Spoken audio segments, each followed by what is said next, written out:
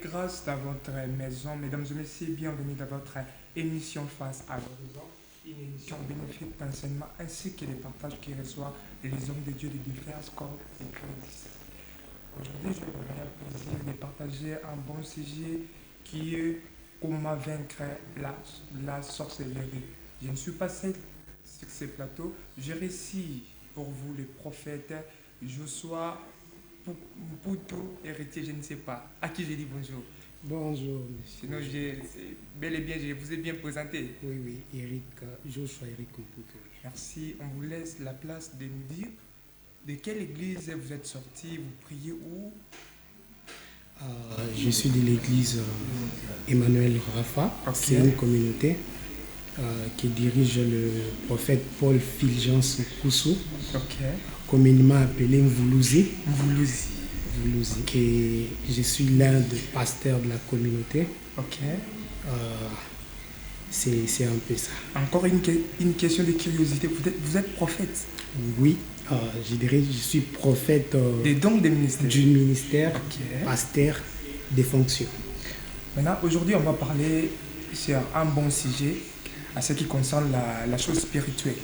Donc, comment vaincre la sorcellerie? Prophète, on peut déjà commencer? Non, sans problème. C'est quoi la sorcellerie? La sorcellerie, d'abord, c'est un terme controversé. D'après son histoire, la sorcellerie est très complexe. C'est une histoire vraiment très profonde. Mais d'après moi, étymologiquement d'abord parlant, la sorcellerie vient du latin qui signifie sortariaris, qui veut dire diseur des sorts. Diseur des sorts. La sorcellerie, c'est un esprit. C'est un esprit et c'est un monde très vaste. D'après moi, d'après ma définition à moi, je dirais que la sorcellerie, c'est un pouvoir surnaturel. Des entités spirituelles. Des entités spirituelles maléfiques. Donc c'est un esprit surnaturel, une puissance surnaturelle, des entités maléfiques. Par exemple, on dit à quelqu'un que tu as la sorcellerie. Donc la personne là a des pouvoirs, a une puissance surnaturelle, mais des entités maléfiques. Je crois que c'est un peu ça. Maintenant, qui est un sorcier ou une sorcière? Un sorcier ou une sorcière, c'est d'abord une personne qui a de capacités, des pouvoirs magiques. D'abord, j'aimerais un peu toucher l'histoire de la sorcellerie. La première fois, le mot sorcellerie apparaît c'était en 589. 589, c'était dans un contexte pro-évangélique. Dans le concile de Narbonne, on nous parle de la première fois du mot sorcellerie. Donc, c'était l'effet de diaboliser quelqu'un. Donc, de diaboliser quelque chose. Comme nous sommes là, on veut peut-être diaboliser quelqu'un. À l'époque, dans ces conciles-là, on les disait qu'il est sorcier.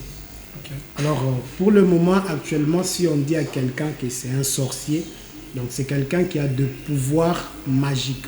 Et ces pouvoirs magiques l'aident à manipuler des événements, à contrôler des esprits, des familles, à contrôler des nations, des villes.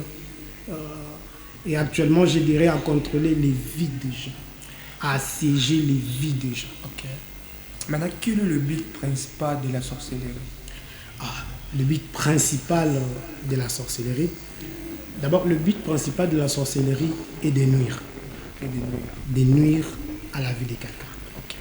C'est ça le but principal du diable. Et j'aimerais aussi ajouter quelque chose. La sorcellerie, c'est quelque chose qui ne vient pas premièrement de Dieu, qui vient du diable. Et aujourd'hui, là, si on vous parle de la sorcellerie et que la sorcellerie vit dans ta famille, par exemple, j'aimerais un peu aller très loin. Si aujourd'hui, je disais que peut-être la sorcellerie est dans ma famille, donc c'est à cause de moi que cette sorcellerie vit. Comment ça? Je vais vous expliquer. La Bible dit dans le livre d'Exode 22, 18, la Bible dit tu ne laisseras pas vivre la sorcière. Ok. Là, c'est Dieu qui s'adresse aux enfants de Dieu. Donc, imaginez-vous, Dieu n'a pas dit « moi, je laisserai ». Dieu dit « toi, tu ne laisseras pas vivre la sorcière ». Donc, si la sorcellerie vit dans ta famille, c'est parce que toi, tu l'as accepté. C'est parce que toi, tu as supporté cette sorcellerie. Et quand Dieu parle, c'était avant que Jésus monte à la croix. Et quand Dieu parlait ici, Jésus n'était pas encore à la croix. Jésus n'était pas encore venu. Il n'y a même pas de prophète. C'était à l'époque de Moïse. Mais Dieu dit, tu ne laisseras pas vivre la sorcière. Donc Dieu donne la responsabilité à l'homme. Dieu donne le pouvoir à l'homme de marcher sur la sorcellerie, de terrasser la sorcellerie. Et vous allez voir avec ces versets en ce qui concerne la sorcellerie, Dieu encore ajoute quelque chose dans Deutéronome 18, 10. Écoute ce que Dieu dit. Dieu dit qu'on ne trouve pas chez toi une personne qui fasse traverser ses enfants ou ses fils ou ses filles par le feu. Et la Bible ajoute encore une autre chose. La Bible dit personne qui exerce le métier de devin.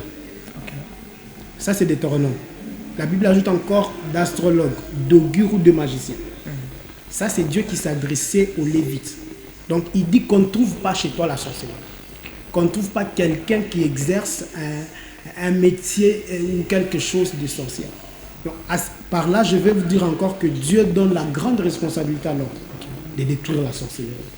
Et je suis en train de vous parler ce soir de tout mon cœur que la sorcellerie, c'est une très mauvaise chose.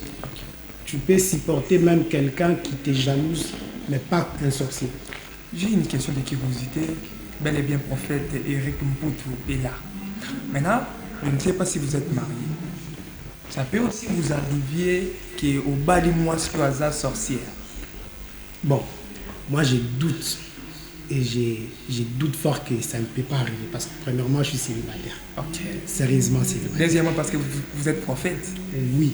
Parce que moi, je crois que Dieu parle. Même au plus petit détail de la vie, Dieu parle. Comment est-ce qu'un homme de Dieu, rempli de l'onction, de la tête jusqu'à la moelle épinière. On a bien lire et écouter aussi dans la Bible, là où c'était Jésus qui dit, si je ne me trompe pas, vous prophétiserez en partie. Ce qui est révélé est pour vous, ce qui est caché pour moi. C'est là on peut aussi comprendre que Dieu ne parle pas tout. Dieu ne parle pas tout. Mais à ce qui concerne... Je vais d'abord vous dire quelque chose. Vous savez aussi avec Dieu c'est quoi? Ça dépend de l'intimité. Un prophète, c'est un porte-parole de Dieu. Et le prophète, dans les temps anciens, on les appelait les voyants. Quand on parle d'un voyant, c'est quelqu'un qui peut voir comme il veut. Donc comme je suis là, je peux voir comme je veux. C'est un exemple. Donc je peux voir comme je veux. Donc si vraiment tu es loin de Dieu, sur ta vie, parce que quand un homme de Dieu se marie, il est à la tête de beaucoup de gens, il dirige beaucoup de gens. Donc si se marie mal, pas seulement il va échouer la vie, il va échouer aussi l'œuvre de Dieu. Donc moi je crois que si c'est un homme de Dieu appelé par Dieu, Dieu ne peut pas l'abandonner. Dieu est capable de dire que cette fille-là est une sorcière. Ne l'épouse pas. Cette fille-là a tel ou tel problème. Ne t'engage pas avec lui. Moi je crois que Dieu peut faire ça. Donc Dieu peut faire ça. Dieu peut faire ça. Donc Dieu parle même aux plus petits détails de la vie de l'homme. Surtout aux enfants, aux hommes de Dieu. Un jour, j'aimerais quand même relater une histoire. Un jour, un homme de Dieu, connu à Lubumbashi, cet homme, il avait l'onction. Quand il vous parle de Dieu, vous sentez qu'il a quelque chose. Mais cet homme a épousé une femme qui était sorcière. Qu'est-ce qui est arrivé? Quand il dormait la nuit, il arrivait qu'un jour, parce qu'il voyait le ministère des moments très difficiles. Il traversait des moments très difficiles. Alors, il priait, il gênait. Un jour, Dieu s'est décidé de révéler quand même quelque chose à la personne. Alors, un jour, l'homme dormait, il s'est réveillé la nuit comme ça. Il a vu sa femme dans un coin dans la chambre, en train de faire de grands besoins. Après, quand la femme finit comme ça, c'est qu'elle faisait disparaître du coup. Et par là, l'homme s'est réveillé et il a dit non. Donc, tout ce qui est arrivé dans ma vie, c'est à cause de cette femme. Donc, la femme était sorcière.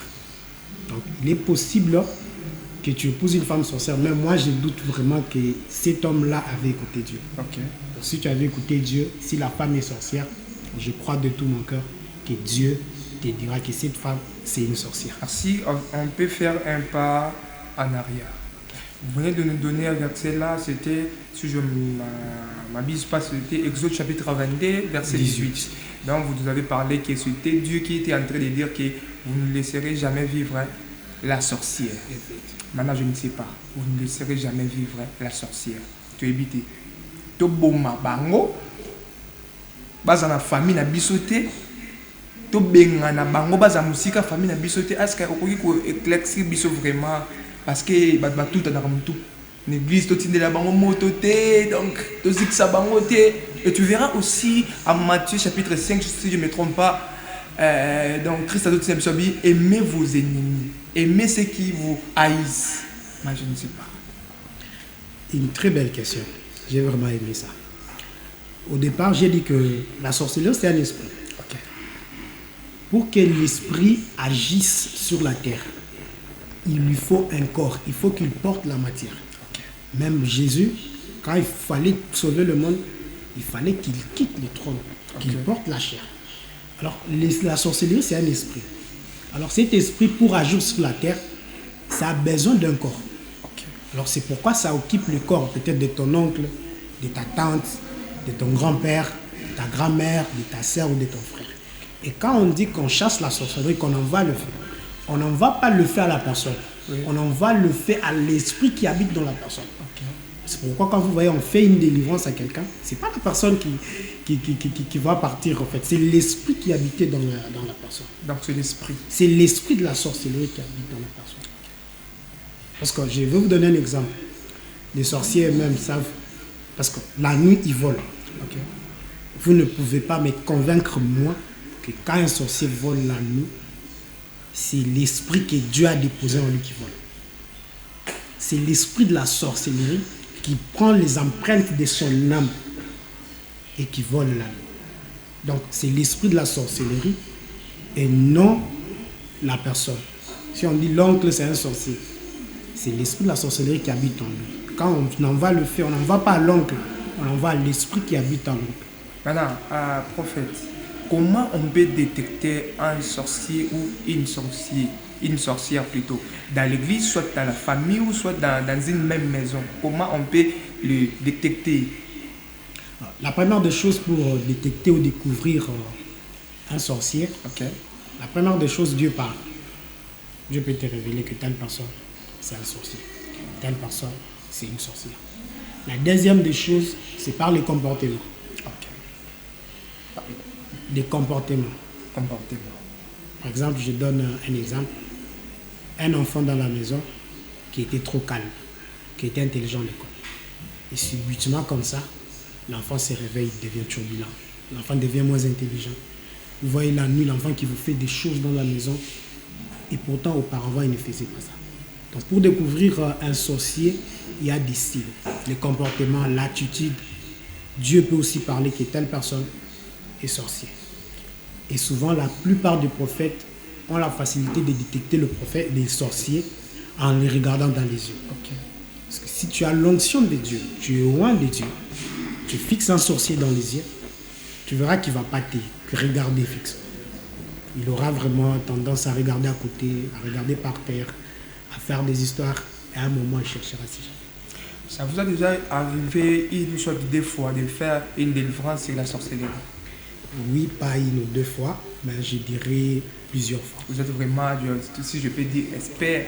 Bon, pas expert parce qu'on les fait avec l'orientation des dieux. L'orientation des dieux. Et d'abord, j'aimerais d'abord, pour faire une délivrance, délivrer quelqu'un de la sorcellerie, il faut que la personne accepte qu'il est sorcier et il veut laisser. J'ai entendu une histoire, c'était dans une église dont je priais. Mais il y avait une fille là qui était sorcière. Mais qu'est-ce qu'elle faisait? Ce baby c'est donc des prières. En cours de route, à Zuki Nokina Tchena Brasele, à Tiki. Maintenant, quand on est débrouillé, l'église va détecter ce sorcellerie en route. Est-ce que ça peut aussi se faire chez un homme de Dieu qui est vraiment onctionnel? C'est pourquoi je dis encore que Dieu parle. Ok. Il y a dans des églises où il y a des prophètes voyants. Quelqu'un entre comme ça, Dieu lui dit que lui là c'est un sorcier. Il a laissé la sorcellerie telle part. Ok. Je vais aussi ajouter une petite histoire sur ça. À l'époque, j'étais dans l'intercession. Ça fait vraiment beaucoup d'années. Et quand j'étais dans l'intercession, on priait avec une famille où on devait délivrer. La maman disait dans sa maison, il n'y avait pas. Vraiment, tout ne marchait pas. Il amenait ses enfants. Alors, l'aîné de ses enfants, quand elle venait à l'église, j'ai remarqué qu'elle partait aux toilettes. Ok. Quand elle part aux toilettes, elle dépose son histoire de sorcellerie. Elle vient, vous allez prier, vous n'allez voir. Vous allez imposer les mains, elle ne tombe plus. Mais là, il a fallu que Dieu parle. Il a dit, cet enfant, quand il part aux toilettes, il dépose des choses. Et quand il vient, quand on a commencé à parler, donc tu as déposé des choses là, elle a commencé, il y a un moment donné, oui. Et quand elle a accepté, c'est là où la délivrance a commencé. Donc il peut se faire qu'elle cache, parce que quand elle cache, c'est parce qu'elle aime encore demeurer dans la sorcellerie. Mais le fait d'accepter et de dire que je suis, j'ai fait. Ok. Alors c'est là le début de la délivrance de la personne. Sinon, dans la régie, ingénieur Etienne va nous balancer une vidéo et on va revenir.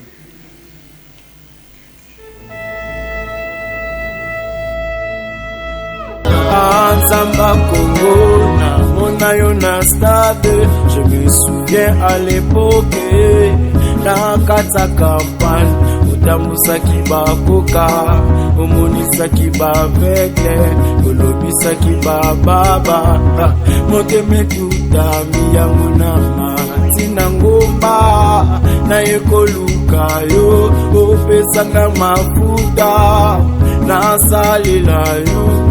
Wapinzambe, Zambadi na bala, la musaloto munanga, ma vie de prière.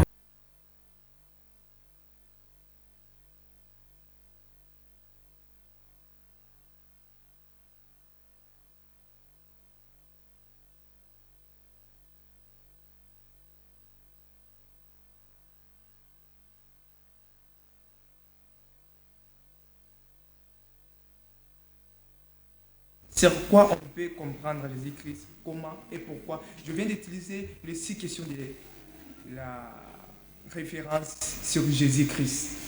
Donc venez ces jours-là, on va savourer ces moments, on va vraiment recevoir la précieuse et merveilleuse personne de Jésus-Christ. Il sera vraiment permanent en l'œuvre. Ne ratez pas cette grande journée le 29 juin à partir de 14h. On va revenir encore pour vous donner peut-être des détails. Merci beaucoup. Tozongi Susuna, l'homme de Dieu, le prophète Eric Mputu Oboye Biete, à Outina Église, il est l'un des prophètes de la communauté Emmanuel Rafa. C'est ça. D'accord alors. Maintenant, prophète, on peut vraiment écraser à ce qui concerne la sorcellerie. Est-ce que vous pouvez nous citer quelques sortes de la sorcellerie et de nous en parler sur l'entièreté de ça? Ok. Comme j'ai dit au début que c'est d'abord un terme très complexe. Okay. Hein? Je vais quand même citer quelques écoles de la sorcellerie. Okay. Il y a premièrement la sorcellerie africaine. La sorcellerie africaine communément appelée la magie noire. La magie noire. Et cette magie, cette sorcellerie consiste à nuire. Si on vous parle aujourd'hui que telle personne est sorcier, croyez-moi qu'aucun sorcier ici en Afrique peut penser faire du bien à quelqu'un. Donc quand on vous parle d'un sorcier dans votre famille, donc c'est quelqu'un qui nuit la famille. C'est quelqu'un qui détruit la famille. Même si c'est ton propre frère, même si c'est ta propre sœur. S'il a la sorcellerie africaine, où il est dans la magie noire, aucune personne, aucune sorcière ne peut penser faire du bien à quelqu'un. Même si toi, tu lui paies les études, même si tu fais tout ce qu'il faut, tu prends toutes ses responsabilités, tu gères, tu payes les études. Mais si c'est un sorcier qui a la sorcellerie africaine, il peut te détruire, tu n'as aucune idée. Et la deuxième des choses, je vous parlerai de la magie blanche. Ok. C'est une forme de sorcellerie. La magie blanche, d'après ce qu'ils disent, que la magie blanche, c'est une magie qui aide. Et moi, je suis vraiment contre ça. Aucune sorcellerie ne peut aider quelqu'un. Parce que si la sorcellerie pouvait aider quelqu'un, mais pourquoi ça mène les gens en enfer? Ok. Si vraiment la magie blanche aidait. Pourquoi quand tu meurs dans la magie blanche, tu vas directement en enfer? Donc, aucune sorcellerie n'aide quelqu'un. Il y a des gens qui entrent dans la sorcellerie pour la protection. Il y a des autorités, peut-être, ils entrent dans une école sorcellérique pour protéger son travail, pour protéger tout qu'on soit. J'aimerais encore insister sur ça. Aucune sorcellerie ne protège. Donc la seule personne qui protège, ce n'est que Dieu.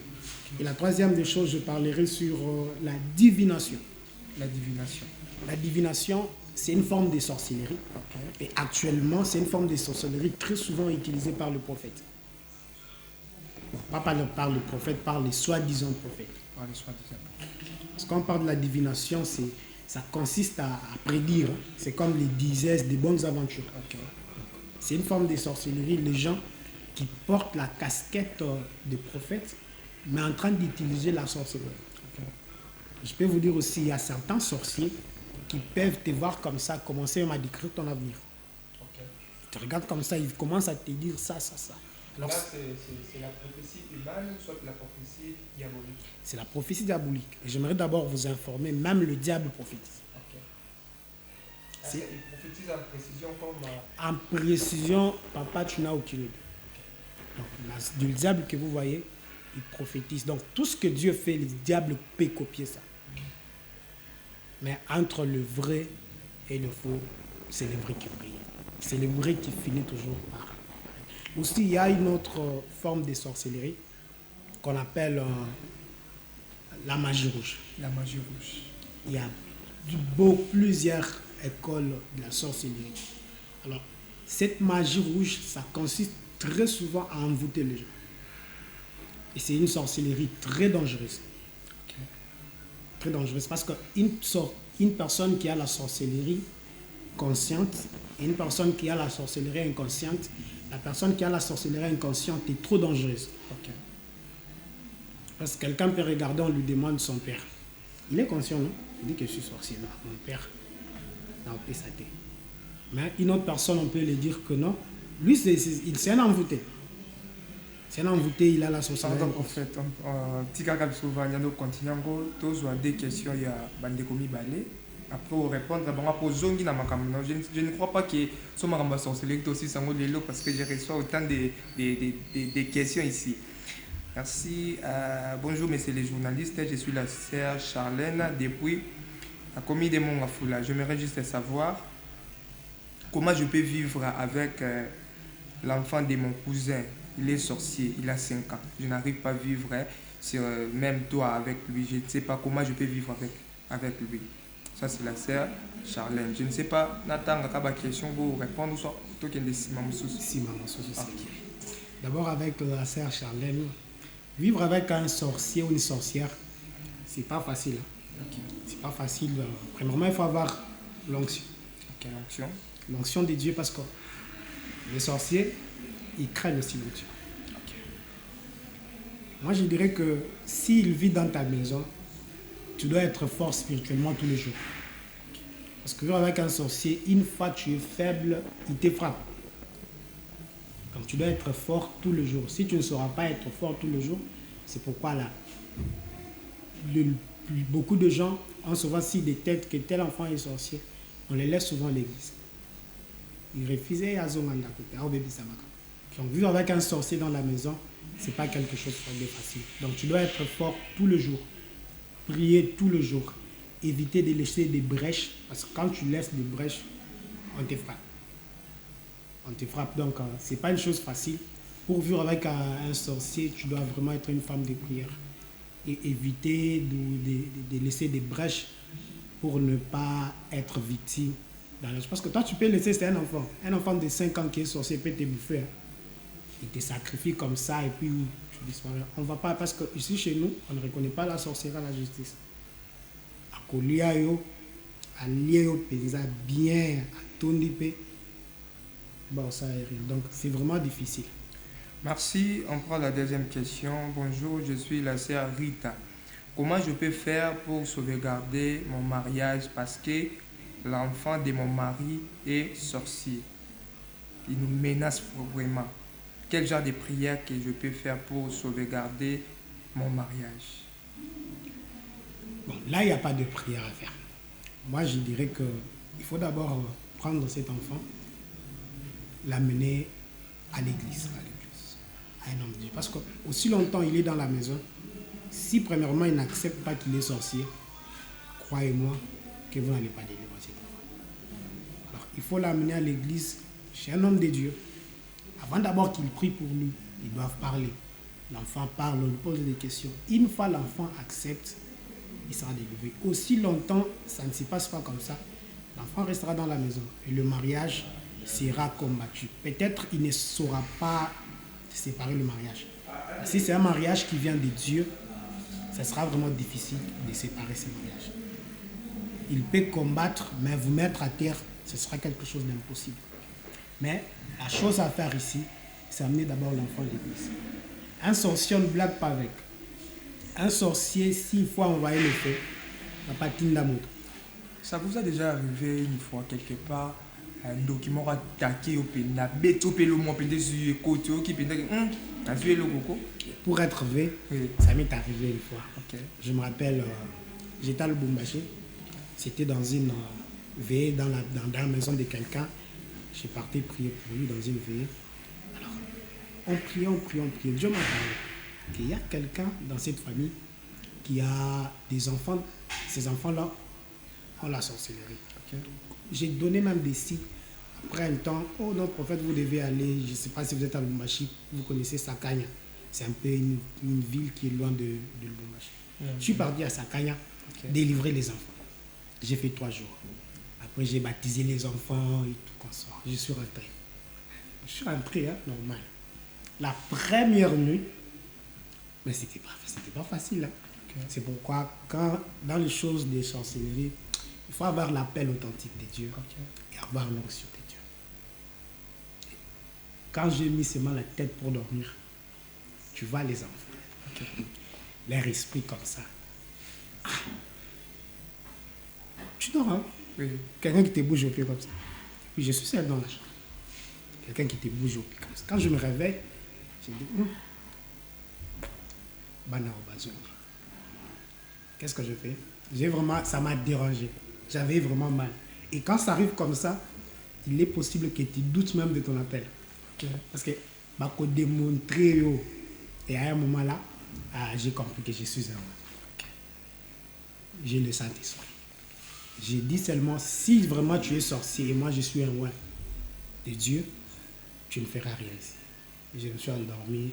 Et après là, quand même, j'ai senti un peu de résistance du côté, je me suis dit, Bana Obazo. Mais il est possible que Babé Ngango va retomber. Okay. Quand tu fais un service comme ça, la délivrance, ça peut quand même te montrer signe. Donc c'est vraiment possible et ça arrive aux hommes de Dieu. Quel conseil donnerais-je aux familles, aux foyers, aux couples que leurs enfants sont des sorciers ou des sorcières? C'est une très bonne question que j'ai vraiment aimée. J'aimerais quand même vous informer quelque chose sur la sorcellerie. Ok. Est-ce que savez-vous qu'actuellement, beaucoup d'enfants sont initiés dans la sorcellerie pendant les sommeils? Pendant les sommeils, comment ça? Est-ce que vous savez qu'on peut initier quelqu'un? Presque à la fin. T'as mis un moment pour ma question, ça est facilité, donc je ne sais pas. Je finis avec ça. Okay. Alors, on peut initier quelqu'un dans la sorcellerie pendant son sommeil. J'ai vu ces cas plusieurs fois. Et même dans la Bible, et c'est là où j'ai confirmé ça. Okay. Et savez-vous que Salomon a reçu la sagesse pendant son sommeil? Okay. Dans le livre d'un roi. La Bible dit l'Éternel apparut à Salomon, c'était à Gabaon, pendant son sommeil. Dieu lui dit, qu'est-ce que tu veux que je te donne? Il dit la sagesse. Donc, par un sommeil, Dieu accorde la sagesse à quelqu'un. Donc, Dieu peut visiter quelqu'un et lui donner quelque chose pendant son sommeil. Et j'ai vu cette même technique-là, le diable l'utiliser. Par exemple, moi, j'ai vu des enfants, ils me disent, papa, j'ai jamais mangé quelque chose, mais j'avais fait un rêve, dans ces rêves-là, j'ai mangé. Ok. Et quand j'ai mangé la viande, je me suis réveillé, et 3, 4, 5, une semaine après, j'ai commencé à voler. Et quand j'ai volé, je me retrouve avec tel ami, tel ami. Donc pendant son sommeil, il arrive en train de manger. Alors, je crois qu'on va revenir encore avec le prophète Eric Mpoutou pour vraiment continuer ces sujets de la sorcellerie parce qu'ils ont mené les macasses. Vu que TV dans le Kambu Yangonga, je ne sais pas, prophète, après ça, moi, éclairage, na numéro de téléphone, puisque l'église des pour battre belé balandio, bakoki koluka, bazoyo nanzela ya singa. Au PSP numéro de téléphone et puis dans le banc quelques salutations. Et d'ailleurs, j'aimerais d'abord inviter, parce que c'est samedi, on a une montagne de prières à l'église Emmanuel Rafa à Mimosa, à partir de 8h jusqu'à 13h. Donc, ça sera des forts moments de prière, de délivrance. Bandoki, Baya. Les gens qui sont malades, Baya. Donc, je lance cette invitation à tous. Et pour le numéro de téléphone, c'est les 097 33 26 246. 097 33 26 246. Et je vais saluer quelques personnes, 2 ou 3 personnes. Premièrement, je salue le prophète Rolex. Et quand je venais ici, il m'a vraiment dit, prophète, que ça n'a mon beauté. Je salue aussi quelqu'un qui m'a accompagné, quelqu'un de très proche, Samuel Divididi. Je salue aussi, pourquoi pas, mon père spirituel, le prophète Fulgence. Et nous sommes en train de travailler sur son onction, sur sa couverture. Et je crois que prochainement, on aura le temps d'approfondir encore parce que c'est un terme très complexe. C'est tout ça. Et voilà, merci, c'est la fin de notre émission Face à l'horizon. Aujourd'hui, dans ce plateau, j'avais réussi le prophète Eric Mpoutou de la communauté Emmanuel Rafa. On a eu à s'échanger à ce qui concerne comment vaincre la sorcellerie. Il y a eu des questions qu'on a posées notre invité, très cher invité, et il nous a répondu. Il y a aussi quelques questions des téléspectateurs au bas. Batuni Penda pour la émission Lelo. Sinon, suivez la rediffusion de votre émission le jeudi à partir de 15h35. Je vais aussi rappeler à l'homme de Dieu pour venir finir les combats qu'il avait commencé à ce qui concerne la sorcellerie. Je dis un grand merci à la régie, ingénieur Étienne, un grand merci derrière la caméra. Je dis un grand merci à caméraman Capellan Simba. Restez branchés sur Show TV ou Alessa Ministries. Hosanna, Hosanna.